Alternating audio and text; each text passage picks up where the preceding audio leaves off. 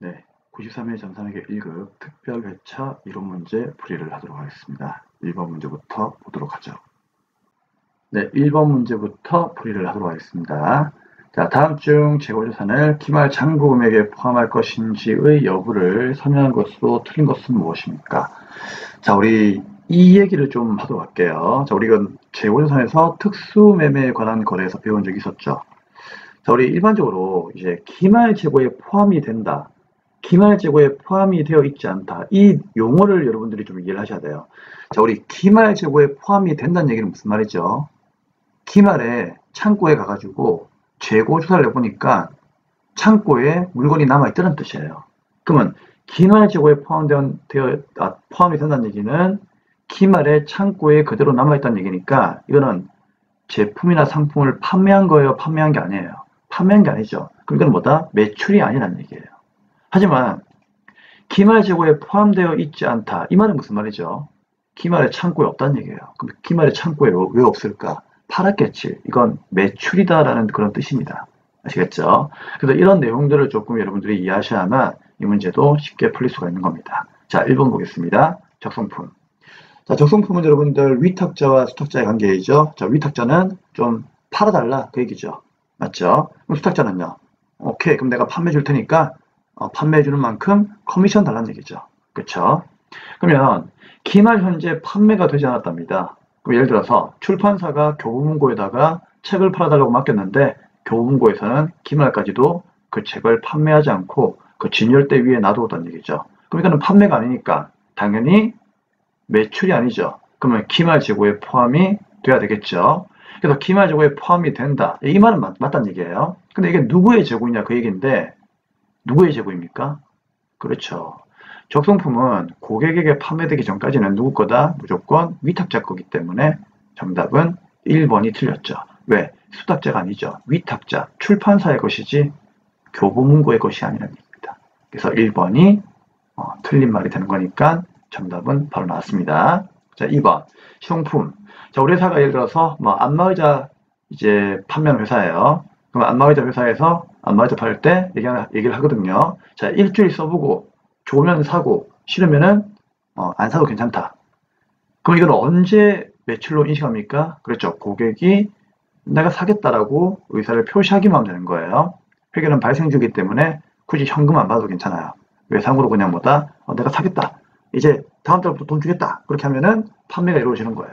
그래서 구매 의사를 표시하기 전까지는 판매가 아니니까 당연히 판매자의 재고이고 구매 의사를 표시를 했다면은 판매자의 재고에서 빼야 되겠죠.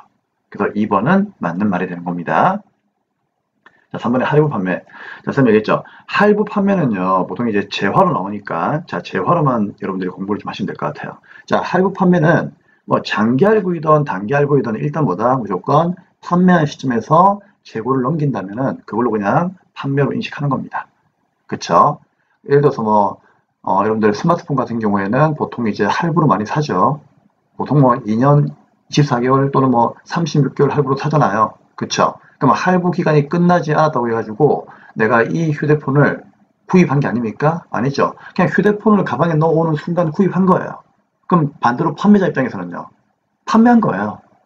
그럼 당연히 판매한 거니까 판매자 입장에서는 재고에서 빼야 되겠죠. 그래서 재고에서 제외한다 그 얘기예요. 그래서 상품을 판매하는 시점에서 판매자의 재고에서 빼는 거죠. 그러니까 핸드폰 가게에서 핸드폰 넘겨주면 끝이에요. 그래서 할부가 단기 할부이든 장기 할부이든 관계없이 넘기면 끝난다 그 얘기입니다. 자, 미차 상품 주로 이제 무역 거래할 때 이루어지는 건데 선적지 인도 조건이 있고 도착지 인도 조건이 있다고 했죠. 자, 선적지 인도 조건은 배에다가 물건 실으면 끝이에요. 그래서 뭐라 되어 있습니까? 선적지 인도 조건은 배에다가 물건 실어주기만 하면 끝나는 거기 때문에 상품이 선적된 시점에 그렇죠. 소유권이 매입자에게 이전되니까 이 미차 상품은 매입자의 재고에 포함되는 거죠. 그래서 심플하게 얘기하면은 선적지 인도 조건은 사가는 사람의 재고에 포함되는 거예요. 근데 도착지 인도 조건은 뭐죠? 파는 사람의 재고가 되는 거죠. 도착을 아직 안 했으니까. 그렇죠? 그래서 정답은 1번이 정답입니다. 자, 2번 문제 가도록 하겠습니다. 네, 2번 문제 보겠습니다. 다음 중 재무상태표에 대한 설명으로서 틀린 것은 무엇입니까? 1번 재무상표는 일정 시점입니까? 기간입니까? 당연히 시점이죠. 네, 맞는 말이고요. 현재 기업 실체의 재무상태에 대한 정보를 제공하는 보고서로서 구성요소는 당연히 자산과 부채와 자본을 얘기하는 거겠죠. 수익과 비용은 아니다. 그 얘기죠. 맞는 말이고요. 자, 2번. 자산에 내재된 미래의 경제적 효익이라고 하는 것은 직접 또는 간접적으로 기업 실체의 미래 현금 흐름 창출에 기하는 잠재력을 말한다. 맞는 말이죠. 그러니까 한마디로 미래에 돈이 들어온다. 그런 얘기예요. 자, 세 번째. 기업 실체의 자산은 미래에 발생할 것으로 예상이 되는 거래나 사건만으로도 취득이 가능하다. 이게 틀렸죠. 자, 이런 걸 주로 뭐라고 합니까? 주문, 계약, 약속이라고 하죠. 그러니까 다음 달에 너하고 거래하자. 맞죠? 이렇게 약속하고 주문하고 계약만 맺은 거죠. 이런 거는 자산이 아니에요. 이런 거는 거래 자체가 아니기 때문에 그렇죠. 예상되는 거래는 그냥 예상되는 거래일 뿐이지 회계상 거래가 아니에요. 그러니까 당연히 자산으로 인식할 수가 없다. 그래서 자산이라고 하는 것은 여러분들 자 미래에 무조건 그냥 예상만 되는 것이 아니라 과거의 거래나 사건의 결과로서 기업에 의해서 지배가 돼야 돼요. 지배가 되고 그 결과로 인해 가지고 미래의 경제적 효익이 창출할 것으로 기대가 돼야 되는 거지 무조건 미래의 어떤 거래가 예상이 된다고 해서 자산이 취득되는 것은 아니라는 얘기예요. 3번이 정답이 되겠습니다. 그래서 과거의 거래나 사건의 결과가 수반되어야 된다. 뭐 그런 뜻이에요. 자, 그 다음에 이제 4번. 자본은 기업 실체의 자산 총액에서 부채 총액을 차감한 잔여액 또는 순자산으로서 기업 실체의 자산에 대한 소유주의 잔여 청구권이다. 그렇죠. 소유주, 우리 주주의, 그렇죠. 잔여 청구권. 기업이 문 닫았을 때, 이제 나의 투자금을 회수하겠다. 돈 달라. 할 수 있는 그런 청구권을 자본이다라고 얘기를 하는 겁니다. 자산에서 부채를 뺀 것도 맞지만은 또 소유주는 청구할 수 있다는 얘기죠. 다 정답은 3번이 되는 거고 다음 문제 3번 보도록 하겠습니다. 3번 다음은 재무제표의 기본 가정에 대한 설명입니다. 재무제표의 기본 가정 중에서 무엇에 대한 설명입니까? 자, 기업을 소유주하는 독립적으로 존재하는 회계 단위로 간주하자. 그리고 이 회계 단위의 관점에서 그 경제활동에 대한 재무 정보를 측정 보고하는 것을 말한다. 자, 여기에 중요한 포인트가 소유주와는 독립적으로 존재하는 회계 단위로 간주한다고 했죠. 자, 이게 무슨 소리입니까? 그렇죠. 우리 소유주 개인만의 재산이 있을 것이고 그 소유주가 기업에 투자한 재산이 있겠죠. 그럼 따지고 보면은 개인의 재산도 소유주의 재산이고 기업에 투자한 재산도 소유주의 재산이 맞지만은 재무제표를 작성할 때는 기업에 대한 재산만 가지고 재무정보를 보고하는 것이지 그 소유주 개인의 재산까지 보고할 필요는 없다는 얘기죠. 이해할 수 있겠죠? 그래서 소유주 개인의 재산과 그다음에 회사의 재산은 별개의 문제니까 회사의 재산 가지고만 재무제표를 작성하자 그 얘기예요. 자, 이걸 뭐라고 하는가 하면은 기업의 독립된 하나의 실체로 보자. 그래서 기업 실체의 가정이라고 하는 겁니다. 정답은 2번이 정답이 되겠네요. 네, 4번입니다. 다음 중 무형 자산에 해당하지 않는 것은 무엇입니까? 우리 이런 거는 그냥 개정 과목만 외우시면 되는 거죠. 그래서 정답 몇 번? 네, 4번입니다. 이런 건 선생님 설명 안 할게요. 어차피 이거는 우리가 기본 강의 때 설명 다 했던 거기 때문에 꼭 아셔야 되는 거고 무형 자산에 어떤 게 있는지 모르겠다 그러면은 어디 가면 돼요? 그렇죠. 개정 과목 조회목록 가셔가지고 그 다음에 무형 자산을 클릭한 다음에 여기에 없는 게 답이겠죠. 네, 됐습니다. 그 다음에 이제 15번 문제, 미안합니다. 5번 문제 가겠습니다. 다음 5번 문제입니다. 다음 중 자본의 분류와 해당 개정 과목의 연결이 잘못된 것은 무엇입니까? 마찬가지예요. 자, 이 5번 문제도 4번 문제처럼 그냥 자본의 종류만 외우시면은 풀 수 있는 문제였죠. 자, 그러면은 이 내용은 선생님이 길게 설명하진 않을게요. 어차피 기본 강의에서 다 설명했고 또 여러분들이 알고 있는 거기 때문에 또 선생님이 계속 설명해봤자 시간만 오래 끄니까 이렇게 참고만 하시면 되겠습니다. 자, 그래서 이제 틀린 것은 몇 번입니까? 네, 3번이 되겠죠. 자, 감사차익은 자본 잉여금이지 자본 조정이 아닙니다. 알고 있죠? 이것도 모르겠으면 어떻게 하면 돼요? 당연히 개정 과목, 조교 과목 가셔가지고 자본에 대한 요 내용들을 하나씩 구경하시면 되겠죠. 근데 이렇게 하지 마시고요. 가급적이면 외워주시는 게 좋을 겁니다. 자, 여기 좀 생소한 게 있는데 재평가 잉여금, 자 이것도 기타 부가의 성립계획에 해당하는 내용입니다. 참고만 하시면 되겠습니다. 자, 이거 말고도 너무나 많기 때문에 그런 걸 우리가 전부 다 암기할 수 없는 거예요. 그렇기 때문에 우리가 알고 있는 내용에서만 답을 찾으시면 되는 겁니다. 아시겠죠? 새로운 게 나왔다고 해서 절대로 겁을 먹거나 그렇게 하실 필요는 없습니다. 자, 이제 6번 문제 보겠습니다. 네, 6번 문제입니다. 다음은 회계상 거래의 결합관계를 표시한 것입니다. 옳지 않은 것은 무엇입니까?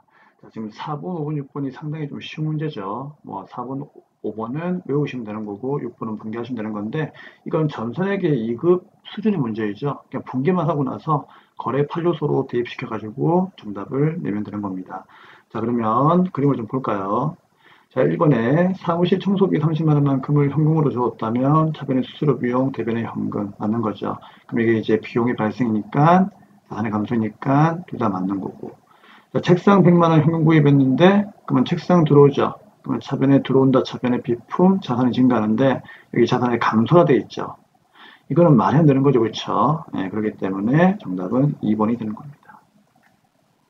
쌤 같으면 차라리 있잖아요. 여기에서 우리 자산의 증가는 차변이잖아요. 근데 차변에 지금 자산이 감소돼 있으니까 이거 지금 이거 이상한 거죠, 그렇죠? 저 같은 그냥 이것만 봐도 답이 나올 것 같아요. 그렇죠? 3번에 상품을 90만 원에 현금 매출했다. 현금 들어오고 되면 상품 매출. 현금 자산 증가했고 수익 발생 대변에 상품 매출 맞는 거고요. 자, 관리부 직원의 교단 축의금, 복리 승비죠. 현금 줬으니까 대변에 10만 원 현금, 비용 발생, 자산 감소 맞는 말입니다. 그래서 옳지 않은 것은 2번이 되겠네요. 자, 쉬운 내용이었으니까 여러분들 충분히 풀 수 있을 거라고 믿겠습니다. 자, 7번 문제 보도록 하죠. 네, 7번입니다. 자, 기말 현재 보유하고 있는 유가증권의 현황이 다음과 같을 경우 손익계산서에 계산될 금액은 얼마입니까? 자, 이 문제는요, 나중에 이제 여기에 답안 한번 보시고요. 이 분개 한번 해보시고요. 자, 선생님은 그냥 심플하게 문제를 좀 풀어볼게요. 자, 일단 문제가, 자, 이 자료를 봤을 때 손익계산서에 계산될 금액이 얼마인가 그 얘기거든요. 그럼 손익계산서에 계산될 금액이라는 얘기는 무슨 소리입니까? 손익계산서는 수익과 비용을 보고하는 곳이니까, 그러니까 수익이나 비용이 얼마로 보고되겠느냐, 지금 그걸 물어보는 문제예요. 그렇죠? 자, 그럼 여러분들은 자 문제를 보시게 되면은 이제 손실이나 이익을 한번 구해보셔야 되는 건데, 자, 첫 번째 보니까 시동가 100만 원만큼의 가표사의 주식이 있는데 이 주식이 단기 보유가 목적이고 시장성이 없답니다. 자, 여러분, 단기 보유가 목적이고 시장성이 없다는 얘기는 이 가표사의 주식은 내가 무엇으로 회계 처리한다? 단기 매매 증권으로 회계 처리한다. 그 얘기예요. 맞죠? 근데 밑에 보시면은 시동가 900만원짜리의 의뢰사의 주식은 장기 투자가 목적이고 시장성이 있답니다. 자, 시장성이 아무리 있어도 얘가 뭐라고요? 장기 투자가 목적이면 아무튼 단기 매매 증권은 아니란 얘기죠. 그렇죠? 자, 그렇기 때문에 결국은 여러분들은 이 내용을 아셔야 됩니다. 자, 우리 이렇게 기말에 공정가액이 있다는 얘기는 얘를 뭐 했다? 기말에 평가한다는 얘기예요. 그럼 평가했을 때 나오는 이익이 평가이익이나 손실인데 단기 매매증권 평가 이익과 손실은 수익과 비용으로 처리를 하죠. 하지만 매도하는 증권 평가 손실과 이익은 자본 수업에서 이미 쌤이 얘기를 했습니다. 자, 뭘로 처리한다? 기타 포괄 손익 계획으로 처리하기 때문에 얘는 수익과 비용이 아니라 자본으로 플러스 마이너스 해주면 된다고 했잖아요. 그쵸? 그러면 결국 이 내용은 위에 것만 보시면 돼요. 자, 위에 게 100만원짜리가 얼마짜리 되었습니까? 결산 때 120만원 되었으니까 여기에서 이익이 얼마? 20만원 발생했죠. 그래서 정답 몇 번? 2번이 되는 겁니다. 그래서 100만원짜리가 120 되었기 때문에 20이 단기 매매 증권의 평가 이익이죠. 그쵸? 평가 이익이니까 얘가 20만원만큼 증가한 거죠. 그래서 정답은 2번이 정답이 되는 겁니다. 아시겠죠? 그럼 쌤, 왜 밑에 있는 건 안 됩니까? 자, 왜 밑에 있는 건 안 되죠? 자, 요거는 이제 900만원짜리 주식을 샀죠. 그리고 얼마가 되었다? 850이 되었다는 얘기는 마이너스 50의 손실이 났다는 얘기죠. 그쵸? 그럼 마이너스 50의 손실이 났는데 얘는 단기 매매 증권이 아니고 매도하는 증권이에요. 매도하는 증권에 대한 평가 손실은 수익과 비용이 아니고요. 기타 포괄 손익 누계액으로 회계 처리해야 됩니다. 즉 이 말은 수익과 비용으로 가는 게 아니고 자본으로 간다는 얘기죠. 자본으로 가는 것들은 손익계산서에 표시가 안 되잖아요. 그러니까 손익계산서에 계산이 안 되기 때문에 문제는 손익계산서에 계산될 금액을 물었으므로 결국은 위에 것만 가지고 가시면 된다. 그 얘기예요. 그래서 얘는 재무상대표에 반영이 되는 기타 포괄 손익 누계액이다. 그렇게 정리하시면 되겠습니다. 자, 8번 문제 보겠습니다. 네, 8번입니다. 다음 중 재무상대표상 비유동부채로 분류되는 것은 무엇입니까? 우리 유동부채가 있고 비유동부채가 있는데 유동부채는 1년 안에 갚는 거고 비유동부채는 1년 이상 갚는 거죠. 그쵸? 그러면 상환기간이 1년 이상 갚아야 되는 이런 비유동부채들은 글자 앞에 장기란 말이 붙죠. 정답이 몇 번입니까? 네, 4번이 정답이 되겠습니다. 야, 너무나 쉽죠? 그래서 이제 이때 시험 친 걸 보면은, 자, 여기 한번 보세요. 자, 4번하고 5번하고 그 다음에 6번도 쉬웠죠. 네, 거기다가 이제 방금 풀었던 8번 문제까지 다 쉬웠죠. 예, 너무 쉽다 보니까 쌤이 할 게 없어요. 예, 제가 강의를 하면서도 좀 무안해요. 너무 쉬워서 할 게 없으니까. 그래서 이런 것들은 전부 다, 예, 뭐, 전산 프로그램에서 또 우리가 또 컨닝할 수 있는 거고, 그쵸? 너무 좀 간단하니까, 아무래도 이제 이날에 저희 그 출제위원분들께서 12월 달 크리스마스 선물을 뭐 미리 주지 않았는가 싶은 그런 생각이 듭니다. 네. 좀 쉬운 문제였습니다. 네, 그 다음에 이제 원가액의 문제 풀도록 하겠습니다. 자, 9번을 보도록 하죠. 네, 다음 문제부터는 이제 원가 회계 문제를 풀어야 되는데, 우리 원가 회계는 여러분들이 이제 문제를 풀기 전에 반드시 지금 보고 계시는 이 화면의 내용을 암기하셔야 되기 때문에 선생님이 기출 문제마다 계속 이 내용을 현재 넣어드리고 있어요. 그렇죠? 그렇기 때문에 이거 여러분들 귀찮아하지 마시고요. 선생님하고 같이 한번 또 외워봅시다. 그래서 거의 뭐 지겨울 때까지 선생님이 계속 할 거예요. 자, 그러면 1번 보겠습니다. 자, 우리 원가는 첫 번째 발생 형태에 따라서 재료비, 노무비, 제조경비로 나눕니다. 그렇죠? 두 번째 추적 가능성에 따라서 추적할 수 있으면 직접비, 없으면 간접비. 알고 있죠? 다음 세 번째 원가는 행태에 따라서 고정비와 변동비로 나눕니다. 뭐 더 나아가면은 뭐도 있죠? 뭐 준 변동비, 준 고정비도 있는 겁니다. 그다음에 기초 원가는 두 가지가 있었죠. 우리가 어떤 제품을 만들 때 기본적으로 있어야 되는 원가 누굽니까? 직접 재료 플러스 직접 노비였죠. 자, 가공 원가는 좀 이제 의미를 부여하면은 직접 재료비를 제외한 나머지 원가인데, 즉 직접 재료비를 제품으로 만들어주는 원가예요. 예를 들어서 밀가루가 있다면 그 밀가루를 빵으로 만들어주는 원가, 즉 빵으로 전환시켜주는 원가예요. 그래서 이 가공원가는 다른 말로 전환 원가다라고도 이렇게 표현하는 겁니다. 그러면 이 가공비에 뭐가 있습니까? 물어보시면은 이제 직접 노비 플러스 제조원비가 있다. 즉 직접 재료비를 제외한 나머지 원가를 말한다라고 이야기하시면 되는 겁니다. 그래서 결국은요, 이 기초원가하고 가공원가는 이제 공통으로 들어가는 원가가 하나 있었죠. 그게 누구였습니까? 바로 직접 노비가 되겠습니다. 그래서 기초원가에도 속하고 가공비에도 속한다. 그게 누가 있느냐 물어보면은 그때는 직접 노비가 있다라고 이야기하시면 되는 거예요. 자, 6번과 7번은 이제 매물원가, 기회원가인데 이 두 개는 이제 의사결정과 관련된 원가이죠. 그래서 매물원가는 뭐라고 했습니까? 그렇죠. 의사결정에 전혀 영향을 주지 않는 원가로서 과거에 이미 발생해가지고 현재 의사결정에 전혀 영향을 주지 못하는 원가입니다. 자, 그 다음에 기회원가는 이제 어떤 최선의 선택을 했다면 그 선택을 위해서 포기한 여러 가지 다른 원가들이 있겠죠. 그 원가들 중에서 가치가 가장 높은 원가를 말하는 겁니다. 즉 차선의 선택이죠. 그러니까 너 아니었으면 너였다 그런 얘기예요. 그래서 두 번째로 내가 좋아하는 거지 한마디로. 그렇죠? 그래서 차선의 선택을 기회원가라고 한다 그런 얘기예요. 그 다음에 여덟 번째 고정비와 변동비가 있는데 우리 변동비부터 해볼게요. 변동비는 전체 생산량, 이걸 다른 말로 조업도라고 하죠. 그러면 조업도가 증가할수록 전체 원가는 증가하지만 단가는 일정하다. 그런 얘기 했고요. 고정비는 이제 생산량 늘어난다. 즉 조업도가 증가할 때 총 원가는 일정하지만 단가는 감소합니다. 라고 이야기를 했습니다. 그렇죠? 그래서 이 두 개를 비교하는 문제도 많이 나오는 겁니다. 그래서 이 8가지를 꼭 암기를 하고 문제를 풀어주셔야 됩니다. 그러니까 다른 것도 우리가 암기할 게 있겠지만 이 8가지가 그만큼 중요한 얘기예요.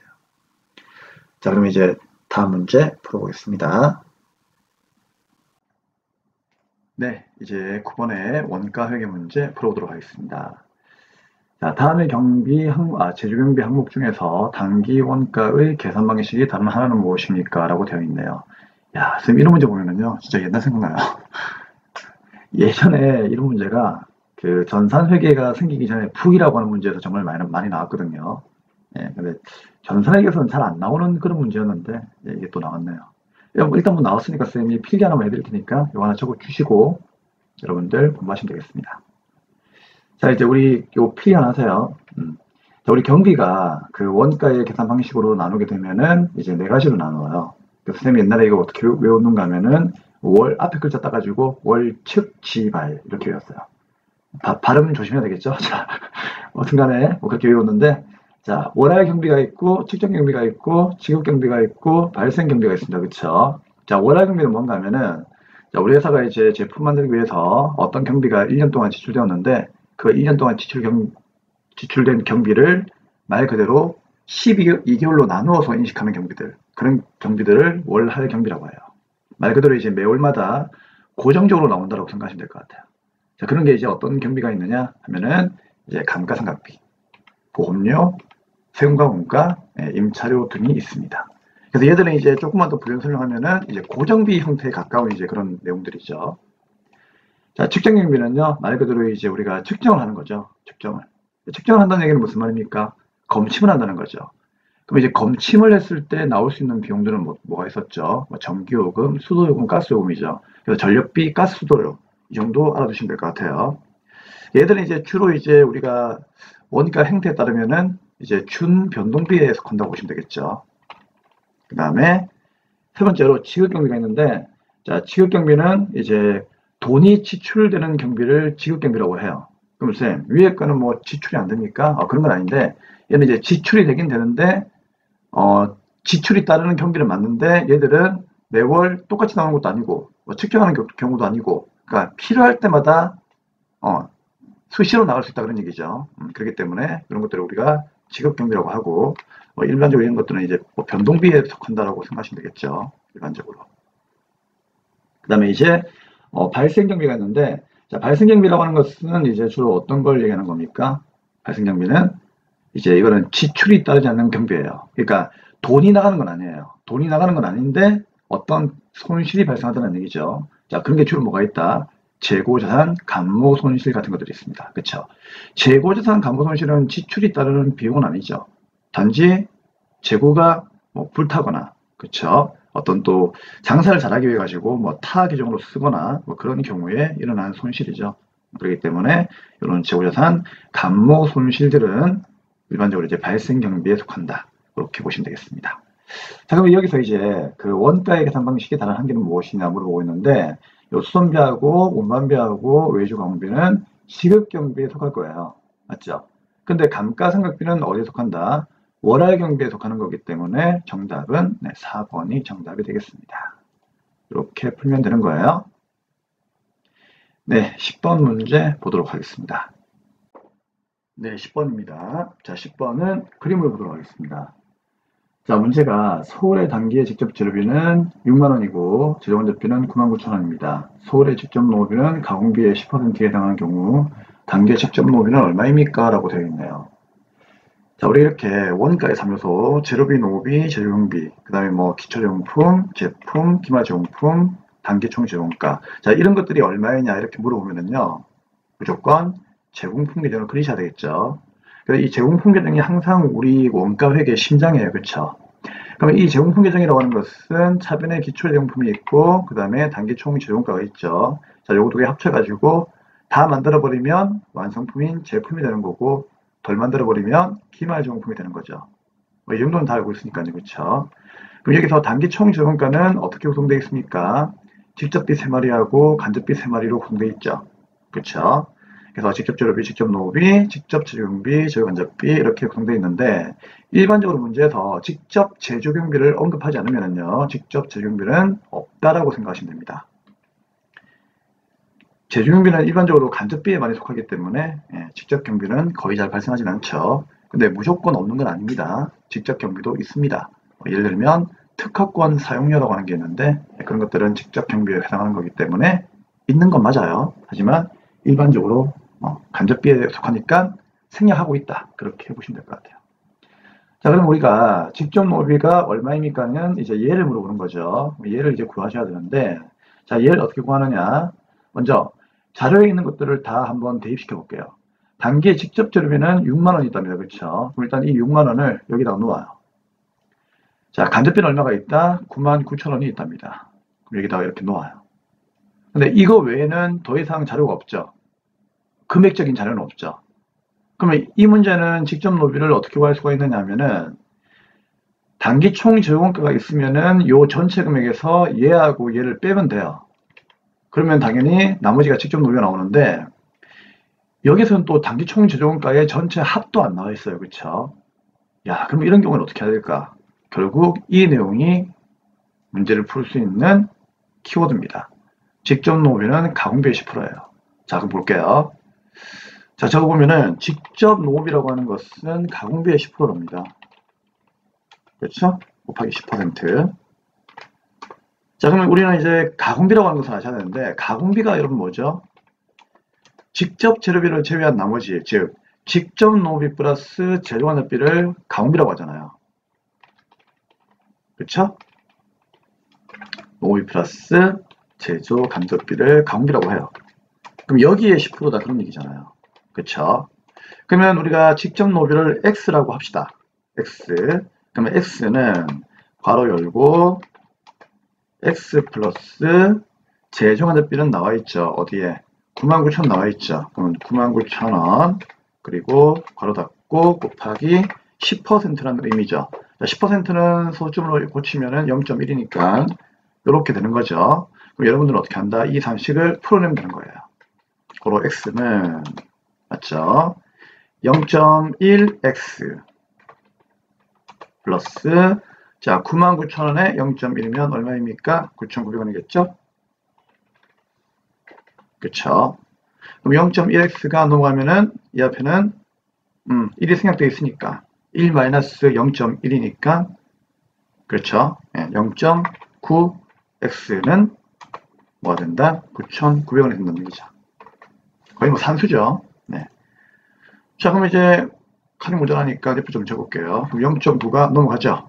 곱하기가 넘어가면 나누기니까 x는 어떻게 되는 거죠? 9,900원 나누기 0.9가 되겠네요. 그리고 x는 얼마가 나올까요? 계산기로 이제 계산하시면 되겠죠. 그럼 계산해 보니까 얼마가 나오지? 11,000원 나오네요. 그럼 다음 몇 번이다? 네, 3번이 정답이 되겠습니다. 이해되겠죠? x가 노비니까 그렇죠? 11,000원이 정답이 되는 거예요. 이런 식으로 하시면 됩니다. 아시겠죠?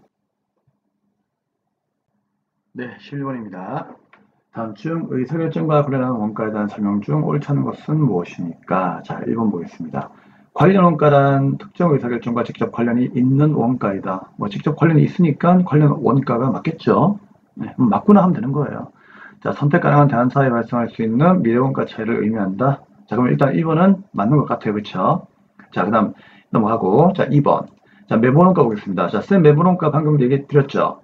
매몰원가란 과거의 의사결정의 결과로 인해서 이미 발생한 원가로 현재 의사결정에는 아무런 영향을 미치지 못한다. 즉, 과거에 이미 발생되었기 때문에 그렇죠? 그 원가는 그냥 그걸로 끝난 거예요. 현재 우리가 의사결정할 때는요. 그 원가는 의사결정에 아무런 영향이 없습니다.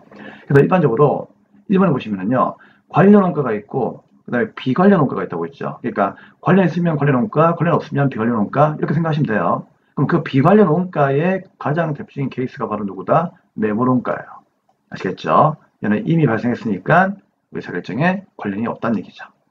자, 그럼 일단 1번과 2번은 맞는 것 같아요. 자, 그 다음에 이제 3번입니다. 기회원가란 자원을 대체적인 용도로 사용할 경우에 발생할 수 있는 최대 손실을 의미한다. 자, 틀렸죠? 최대 이익을 의미합니다. 자, 선생님 방금 보여드렸죠? 죄송합니다. 기회원가라고 하는 것은 최선의 선택을 위해 포기한 다른 원가 중에서 그 중에서 가장 가치가 높은 원가예요. 가치가 높다는 얘기는 이익의 최대치라는 얘기죠. 그렇죠? 근데 여기는 뭐라고 되어 있습니까? 최대의 손실이 아니죠. 최대 이익이죠. 그렇기 때문에 이게 틀린 거예요. 그래서 정답은 3번이 되겠습니다. 자, 4번 회피 가능 원가란 결정에 따라서 전략할 수 있는 원가로 관련 원가에 해당한다. 뭐 맞겠죠. 그렇게 보시면 되겠습니다. 자, 그래서 우리가 뭐 4번을 모르더라도 1번, 2번, 3번을 읽어보면서 우리가 알 수 있는 그런 내용에서만 답을 찾으시면 되는 거예요. 그래서 뭐 그 이상 하게 되면은요, 이것도 해야 되고 저것도 해야 되고 다 해야 돼요. 그러니까 걱정하지 마시고 내가 알고 있는 내용에서만 문제를 풀면 된다. 그래서 기호원가는 최대 이익이다. 최대 손실이 아닙니다. 혹시 여러분들 여기 있잖아요. 이런 말 나와도 틀리는 거예요. 평균 이익. 이 말 나와도 틀리는 거예요. 평균이 아니에요. 무조건 최대 이익을 의미하는 겁니다. 꼭 기억하세요. 최대 이익이다. 하나 적어주시면 좋을 것 같습니다. 자, 이제 12번 문제 풀이를 하도록 하겠습니다. 네, 12번 문제입니다. 개별원가 계산과 종합원가 계산의 차이점을 설명한 것 중 틀린 것은 무엇입니까? 뭐 기본 강의 때 열심히 했던 거니까 그냥 그대로 풀어보겠습니다. 자, 기본 강의 때 쌤이 요 개별원가 계산하고 종합원가 계산 필기해드린 내용들 설명해 드렸죠. 네, 교재도 잘 나와 있고. 그래서 여러분들이 꼭 이 내용을 기억을 하셔야 됩니다. 자, 풀면서 이해를 한번 해볼게요. 자, 1번. 종합원가 계산은 동종 제품의 연속 대량 생산에 적합하다. 맞는 말이죠. 그래서 우리가 종합원가 계산은 대량 생산하는 기업이 많이 쓰는 거고, 개별원가 계산은 조선업이나 또는 뭐 건설업이나 비행기 제조, 자, 이런 업종에서 많이 쓰는 주문 생산 방식이라고 했죠. 근데 종합은 대량 생산 형태에 적합하기 때문에 1번은 맞는 말입니다. 그 다음에 2번입니다. 자, 종합원가 계산의 핵심 과제는 완성품 환산량 계산이었죠? 그래서 우리 맨날 기말정품의 환산, 뭐 완성품의 환산량이 얼마인가 그 계산 문제 매일매일 풀었잖아요. 그쵸? 그렇기 때문에 뭐 이런 것도 크게 쌤이 설명할 필요는 없다. 자, 3번. 개별원가 계산은 공정별로 원가를 집계한다. 공정별로 원가를 집계하는 것은 누구라고 했죠? 종합원가 계산입니다. 그렇죠? 종합원가 계산은 만드는 공정이 있기 때문에 공정이 단순하면은 단순 원가 계산이다라고 얘기를 했고요. 공정이 단순하지 않고 여러 공정이 있다. 그러면은 뭐 공정별 원가 계산이다 라고 해가지고 공정별로 원가를 집계한다고 했죠. 자, 이거는 누구? 종합원가 계산에 대한 내용입니다. 개별원가 계산이 아니에요. 틀린 것은 몇 번? 3번이 되겠습니다. 자, 개별원가 계산은 공정별이 아니고 개별로 원가를 집계합니다. 즉 제품별로 원가를 집계하는 거죠. 4번. 개별원가 계산은 종합원가 계산에 비해서 제품별 정확한 원가 계산이 가능하다. 맞는 말이죠. 제품 하나하나 원가를 따로따로 계산하는 거기 때문에 가장 정확한 방법이 개별원가 계산입니다. 그래서 3번이 틀렸습니다. 자, 13번 문제 가도록 하겠습니다. 네, 13번 문제부터는요. 부가가치세법 이론 문제를 풀이하도록 하겠습니다. 13번부터 보도록 하죠. 다음 중 부가가치세법상 수정세원계한서를 발급할 수 없는 경우는 무엇입니까? 여러분, 수정세원계한서를 발급할 수 없는 경우가 뭐냐? 이 문제 나오면은요. 하나만 딱 기억하세요. 어떤 경우? 세무조사를 나가겠다라고 통지를 받았다면 수정세원계한서를 발급할 수가 없어요. 왜 그런가 하면 어떤 거래에 대해서 세무공무원들이 조사를 하겠다는 얘기죠. 그 거래에 문제가 있으니까. 그쵸? 그러면은 조사를 하러 나갈 테니까 그 거래에 대해서 손대지 말라는 얘기죠. 일시정지를 하라는 얘기예요. 그러면 일시정지 하라고 했는데 세원계한서를 발급하게 되면은 이거는 플레이를 한 거죠. 플레이하지 말고 일시정지 하라는 얘기니까 당연히 이런 경우는 수정세원계한서를 발급하시면 안 됩니다. 그래서 이 거래에 대해서 손대지 말라는 뜻이에요. 정답 몇 번? 2번이 되겠습니다. 그래서 이건 그냥 이렇게만 기억하시면 돼요. 1번에 이제 뭐 환입되거나 2번에 뭐 이중이다 이런 경우는 어떻게 한다? 둘 다 마이너스 세원계한서를 발급하면 되는 거죠. 그쵸? 얘는 뭐 판매가 아니니까. 얘는 이중이라면 한 개를 없애야 되니까 마이너스를 끊어주면 되는 거고 4번은 경쟁할 것을 전혀 알지 못했다. 이건 뭐다? 고의가 없었다는 얘기죠. 실수였다. 실수니까 좀 봐달라는 얘기예요. 그런 경우에는 수정전자세원계한서를 발급할 수가 있습니다. 14번입니다. 부가치세법상 다음의 매입세액 중에 매출세액에서 공제가 되는 매입세액은 무엇입니까? 여러분, 이거는 이제 매출세액에서 공제가 된다는 얘기는 나머지 세 개는 공제가 안 된다는 얘기잖아요. 그럼 불공이죠. 그쵸? 그럼 불공제 매입세액은 여러분들이 수업 시간 때 열심히 외우고 있으니까 쌤이 더 이상 설명하진 않을게요. 자, 그러면 불공제 매입세액은 어떤 게 있을까? 1번에 접대비. 접대비는 불공이죠? 예, 우리나라의 세법은 그 접대비하고 있잖아요. 1000cc를 초과하는 승용차. 그쵸? 이거 정말 안 좋아한다고 했죠. 그래서 승용차하고 접대비에 대해서는 세법이 항상 어떤 제재를 가해요. 그렇기 때문에 접대비는 불공이니까 공제가 안 되고요. 자, 토지는 면세이기 때문에 면세인 토지와 관련된 매입세금은 전부 다 불공으로 보는 거죠. 그 다음에 면세사업자의 매입세이다. 면세사업자가 매입세 공제를 받을 수가 있습니까? 받을 수 없죠. 면세업자는 부가세 신고를 안 해요. 부가세를 몰라요. 그렇기 때문에 매입세 공제까지 해주지 않습니다. 결국 공제가 되는 것은 몇 번이다? 4번이죠. 그래서 1, 2, 3번은 불공이고 4번이 공제가 되는 거예요. 자, 우리 과세사업에 사용하는 화물차, 트럭, 그 다음에 1000cc 이하의 경차 이런 것들은 당연히 매입세 공제가 되죠. 그래서 4번이 정답이 되겠다. 자, 이제 마지막 15번 문제입니다. 다음 중 부가세법상 면세가 되는 재화 또는 용역은 무엇입니까? 면세라고 하는 것은 국민의 기본 생활을 보장하고 그 다음에 공익을 위한 목적으로 만든 제도이죠. 그렇죠? 그래서 1번을 보시면은 광고 용역은 과세입니다. 그렇죠? 쌤이 신문 얘기했죠. 수업 시간 때. 신문은 국민의 권리 보장 때문에 면세이지만 광고라고 하는 것은 과세입니다. 광고까지 면세하진 않아요. 두 번째, 인허가를 받은 교육 용역, 무도학원과 자동차학원은 제외한다. 그래서 2번이 정답이 되겠죠. 인허가 받은 교육 용역이란 뭐 일반적으로 학원을 얘기하는 거예요. 그렇죠? 부가세 10%를 낼 수 없다고 해가지고 여러분들이 토익 학원을 못 다니고 전산회계 학원 못 다니는 거예요. 억울하죠.